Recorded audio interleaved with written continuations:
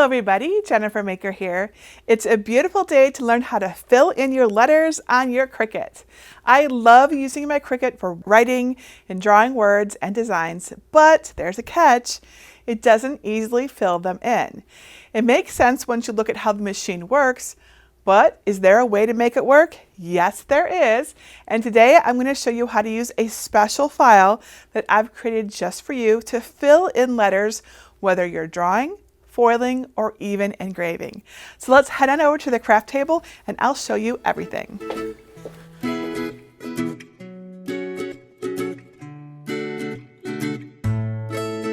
I get a lot of questions about how to make a Cricut fill in spaces and why it's not an automatic option. I have a way, but first let's look at how the machine works to understand why I suggest you use my method. All right, so basically the Cricut cutting machine follows the lines of your design with whichever tool is in the correct clamp. For vinyl or cardstock projects that you're cutting or scoring, that's exactly what you want. It can follow really intricate, complex designs this way. So why can't it just fill in the rest like we do by hand? It's a great question. Well, if you watch a running Cricut machine closely, you'll notice that the tool moves side to side along the silver roller bar, while the gray rubber rollers on each side move the mat and attached material up and down, or back and forth, right? So it really uses up and down and side to side motions to create everything, even circles. But the machine can independently create lines to follow. And even if it did, it would take a long time because it would probably overlap many times to completely fill everything. That might be okay with some materials, but many markers would oversaturate the paper, or a foiling sheet might even tear if it tried to do that. So maybe there's a way to add straight lines to fill a space? Yes, I've used them in the past for cross-hatching projects where I ran horizontal and vertical lines in the same area. It does fill, but it takes a while and still has lots of overlapping. That's great for some projects, but I wanted to share another option today. This time I'm using a single set of diagonal lines, which have worked really well in my tests. I'll show you how to use the lines with my example designs for drawing or foiling tags and engraving a nightlight like these. Doesn't they look amazing? The key is adjusting the lines to be closer or further apart depending on your tool. We do have to prepare the files a bit differently for each method, and we'll explain exactly how to do that in this video. Now, I'm not going to sugarcoat this. It does take some time to set up properly in Cricut Design Space or whatever software you're using. This is more of a technique than a step-by-step tutorial. If you want to make a different project than the ones in my free download that I'm sharing, you'll want to follow along with the technique that I'm teaching you. I recommend taking some time to experiment on scrap materials, especially if you're using different designs than my free ones, or thicker or thinner pens or markers for a drawing. For this project, we used the 8mm Cricut glitter gel pens, and the brown creates a really cool metallic look, as you can see here. Now, if you're using the Cricut Joy, you'll want to be sure to get compatible pens. The pens work on most cardstocks. I'm using my standard 65-pound high-quality solid core paper, and I'm using a green standard grip mat and some jute twine for the tags. For the foiling project, I'll use the same cardstock and my foil transfer kit for the Cricut right here. Again, make sure you get the one for the Cricut Joy if that's what you have. I use the medium tip, the one with 2 lines. It looks like this one right here. And then the bold tip with 3 lines for outlines. Results vary though, so test them out. You can use any color of the foil transfer sheets that you like. Just remember to use the special tape that's in the package. Now, the green machine mat works well for this too. And a scraper can help lift up the cardstock since the foiling can press it down a bit. For the fill and engraving, you'll need a Cricut Maker with the engraving tool, and of course an acrylic disc like this one here that is thinner than 2mm. It's very important. I'm using a round one that's 4 inches in diameter. We'll secure the disc to a purple strong grip mat with painter's tape, just like this, and we'll clean it off with a soft cloth like this before we put it into our light up base like this. And if you're foiling or engraving, the projects will take a while to complete, so don't let your computer or cutting machine lose their connection. Make sure it's plugged in and using the USB cord for the best idea rather than relying on Bluetooth, right? And remember to turn off any energy saving settings or screensavers too. All right, so let me show you where to get these free designs to learn how to do this technique on, and then we will learn how to make a Cricut fill-in letters. Get my free design and filling files. You can use the techniques in this video for anything you want to fill in with the special filling files I've made. I've also created some practice projects with free design files to help you learn how this all works. To get the files for the different projects, go to jennifermaker.com/454 and look for libraries in the red bar at the top. Then either click Get a Password if you don't yet have one, or click Enter the library. You can find the designs on the page by searching for number 454 and then click it to download the zip file. If you're not sure how to do this, go to jennifermaker.com/svgs to learn how to unzip and upload files. Inside the zip file, you'll find a piece design, which we'll use for foiling and drawing projects, a silent night design, which we'll use to make an engraved acrylic nightlight, a file with special lines that we can use to control the tools, and additional tags and designs you can experiment with. Upload the SVG design of your choice and the lined SVG to Cricut Design Space and add them to your canvas. I'll start with the piece design for foiling. Project 1, the foiled gift tag. Step 1, prepare your filled foil design. Here is how my piece design and the lines file look on my canvas. You can zoom in to see more detail by clicking on the plus sign on the lower left. The line design is what we'll use to control the foil tool. We have to adjust it first, however. Select the lined object and use the operation menu to change it to foil medium. Use the color box at the top to change the color to the one that you're going to use. I'll change mine to silver. Keeping the lock icon at the top closed, enlarge the lines design to be 6 inches tall, or about twice its original size if you're using a different design. Then click Combine and select Weld. When you zoom in, you can see lots of lines close together. That's how the foil lines will fill the space.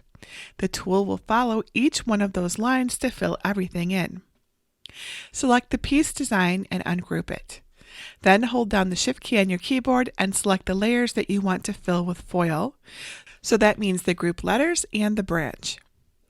Click Combine and then select Weld.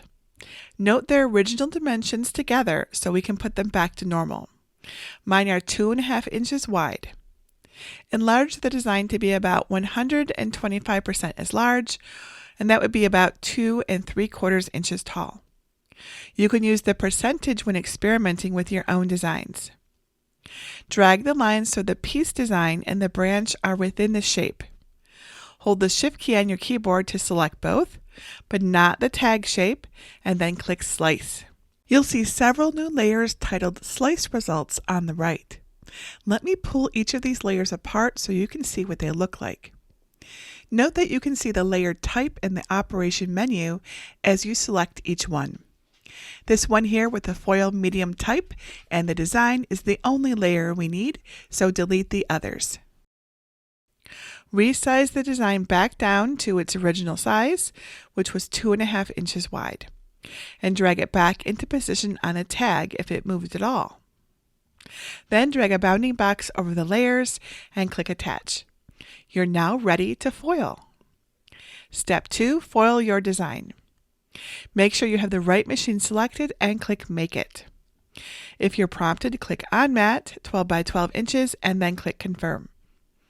On the Prepare screen, make sure your design looks correct. If not, just go back and try again. Centering your foil design on the mat screen will make it easier to work with the foil sheet, so drag it to the middle. Line it up at a spot where the mat lines cross to help you place the foil correctly. And then click Continue.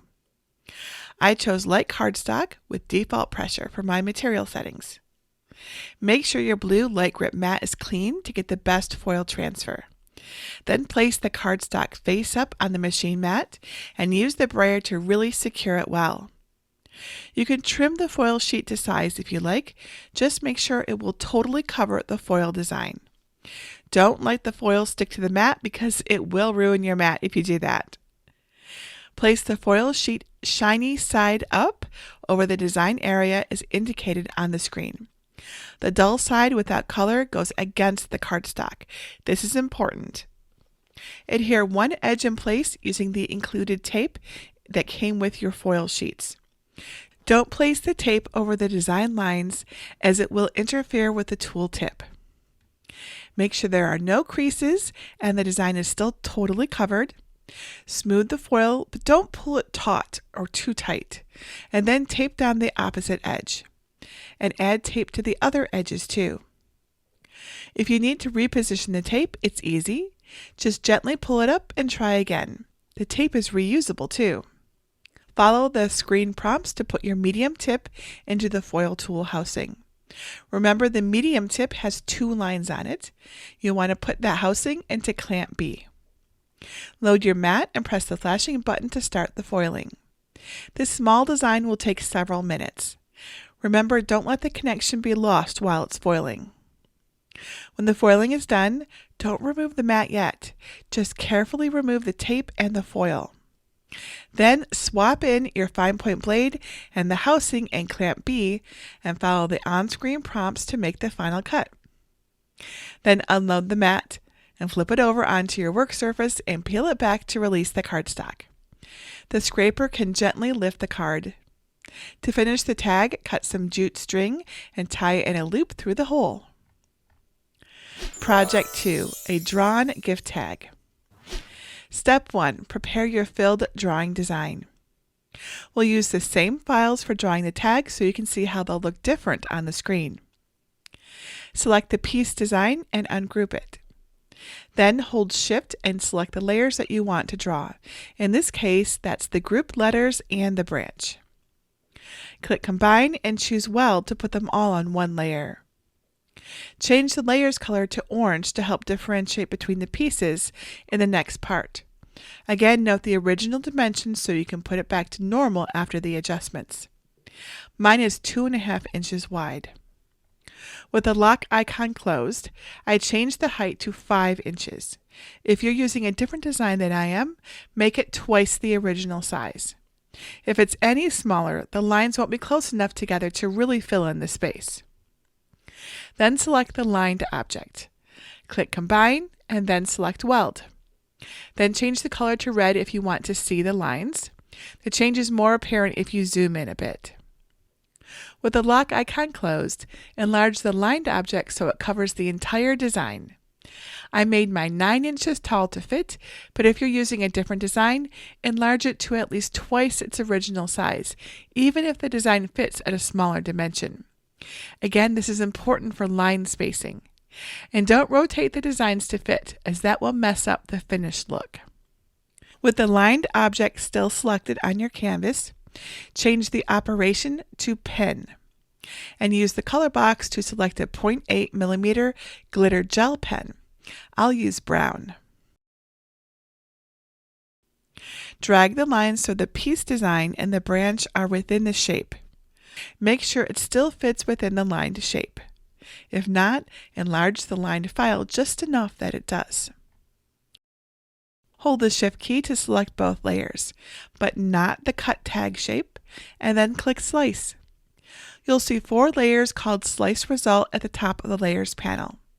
They might not be in the same order, but they are as follows. A basic cut layer with just lines filling the letter shapes. We don't want this one, so delete it.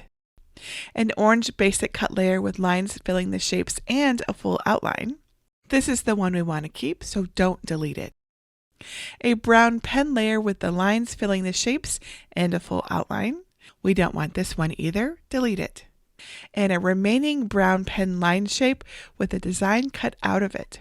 Delete this one too. Resize the design back to the original dimensions. Mine was 2.5 inches wide. Drag it back into position on the tag if needed. Now drag a bounding box over both layers and click Attach. Your design is ready to draw. Step 2, draw the design. Make sure you have the right machine selected and click Make It. If you're prompted, click On Mat 12 by 12 and click Confirm. On the Prepare screen, make sure your design looks correct. If not, go back and try again. You can drag it to the center of your mat again, but it's not necessary. And then click Continue. I chose light cardstock with a default pressure. Place your pen in clamp A and the fine point blade in clamp B. Put the cap on the pen so you don't lose it. Place the cardstock face up on a blue light grip machine mat and use the brayer to really secure the cardstock to the mat. Now load your mat into your machine. You should know that the pens can smudge when they're still wet, so move any white star wheels that will go over the drawing design. Now press the flashing button to have the Cricut draw and then cut your design. This will take a few minutes, but it's a lot easier than filling them in by hand. Let it completely dry before removing the cardstock from the mat, and then flip it over and peel it back to release the cardstock. Now cut a length of the spiral jute string in festive colors and tie a loop through the tag's hole. Project 3, an engraved acrylic nightlight. Step 1, prepare the engraving design files. Here's how the silent night design looks on my canvas with the same lined file that we've been using. The larger you make the design prior to welding, the closer together the lines will be. And this is what we want for engraving. Select the lines file and use the color box to change it to red. Keeping the lock icon closed, enlarge the lines design to be 6 inches tall, about twice its original size. Then click Combine and choose Weld. For the design, I'm going to fill the letters but just outline the other shapes. Select the design and click the Ungroup icon. Click the Layer with Letters in the Layers panel. Then click Combine and choose Weld. They'll jump to the top of the layers list in a single layer. Take note of the original dimensions so we can return to them at the end of this adjustment process. Mine is about 1.5 inches wide. I'll use the color box to make these layers orange to help keep everything straight. Then hold down the Shift key to select the remaining star and branch layers. Use the Operation menu to change them to Engraving. And now those are all set. Drag the welded words over the top of the object with lines. We want to get the lines filling the letters, but if we tried at the current dimensions, they would be too far apart to really fill the spaces during engraving. So here's the trick. Keeping the lock icon closed, enlarge the words to be 3.4 inches tall, or about 225% of its original size if you're using another design. Make sure it still fits within the lined shape. If not, enlarge the lined file just enough that it does.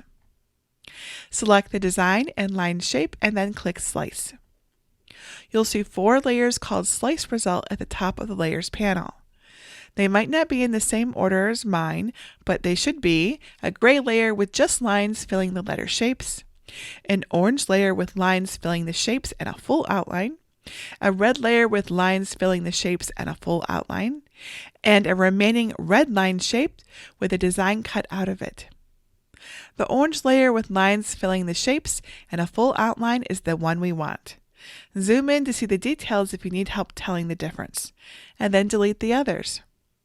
With the remaining design selected, change the operation to Engraving. The color disappeared, but that's what we want. See how far apart the lines are? If we engraved it at this size, they wouldn't fill the letter. So resize the design back to the original dimensions, which was 1.5 inches wide for mine, and you can see that the lines are much closer together now. This will make the engraved lines a lot more dense, which is what we want.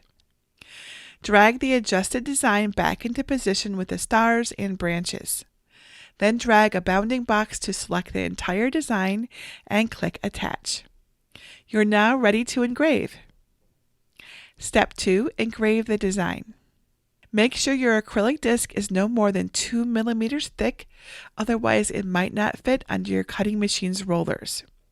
If your acrylic disc has a protective film on it, remove it from the side that will not touch the mat. Next, center the disc on a purple strong grip mat with the unprotected side up. Use the cross in the center of the mat as a guide to get it exactly centered. Then tape around the disc's edges using painter's tape to keep it still during engraving. Tape just the edges so you won't cover any areas that will be engraved. This is very important. Back in Cricut Design Space, make sure you have the right machine selected, which should be either a Maker or a Maker 3 for engraving, and then click Make It.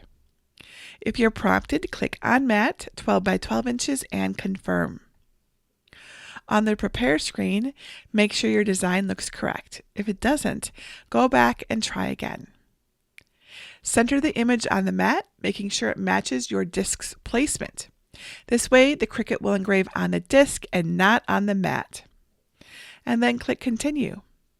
For the material, search for acrylic and select thick acrylic 2 millimeters and then click Done. Change the pressure to More and put your engraving tool in clamp B and move the 4 star wheels all the way to the right. Load your mat and press the flashing button to start the engraving process. Now, since engraving is a more involved process than the usual cutting, check the progress often. This small design can take up to an hour. When your machine has finished engraving, unload the mat and use a soft cloth to brush the debris off. Rubbing alcohol will help if it's really stubborn. To remove debris from your machine, use a soft cloth or a small vacuum attachment. Remove the disc from the mat and carefully peel off the painter's tape. Brush off any more debris and remove the protective film from the other side of the disc if it's still in place. And then to finish, make sure your LED base has fresh batteries and then place the disc in the slot on top. You can have the engraved side face the wall or face out. Turn it on and enjoy your work. So, what do you think? I really like this approach, and it definitely saves me from filling in designs by hand or having to combine different tools like adding metallic markers to a foiled project. And remember how I mentioned that the line spacing matters? It really, really does. Here are some of my tests while trying to figure out all the different tools. So remember, save time for experimenting with enlarging the elements in different ratios. You might find a pairing that you like even more than my suggestions. This is definitely a project to take notes on so you can keep everything straight. I can't wait to see what you come up with for your own designs using these techniques. I know it will be amazing. If you have any questions about how to fill letters in with a Cricut that I didn't answer here, or anything else that you think I can help with, please let me know. You can just leave your question below the video. We try to answer all questions, or come on over to our awesome Cricut Crafters group at jennifermaker.com/CricutCrafters. And please, please share your project photos with me. I love seeing what you make. And that's it for today. Until tomorrow, this is Jennifer Maker reminding you to craft a life you love.